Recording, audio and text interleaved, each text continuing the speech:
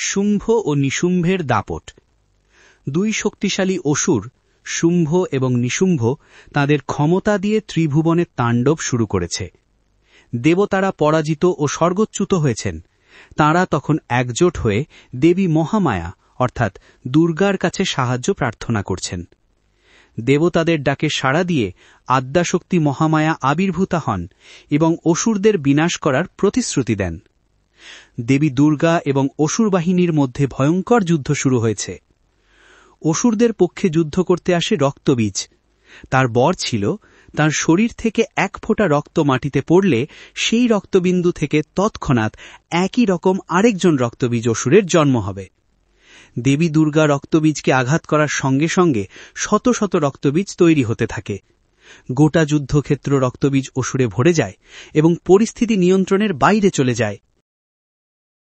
পরিস্থিতি দেখে দেবী দুর্গা অত্যন্ত ক্রুদ্ধ হন।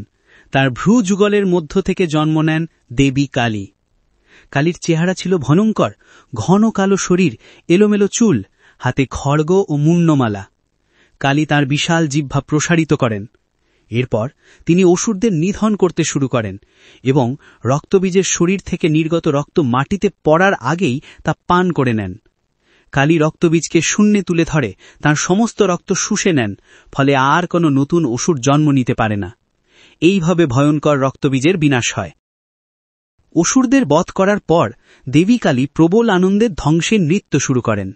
তার এই উন্মত্ত তাণ্ডবে স্বর্গ ও মর্ত্য ধ্বংসের মুখে চলে আসে। দেবতারা তখন নিরুপায় হয়ে মহাদেবের কাছে মিনতি করেন।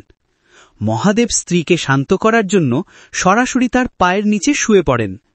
নৃত্য করতে করতে কালী যখন দেখেন যে তার পায়ের নিচে স্বয়ং স্বামী মহাদেব শিব শায়িত, তখন তিনি লজ্জিত এবং অনুতপ্ত হন।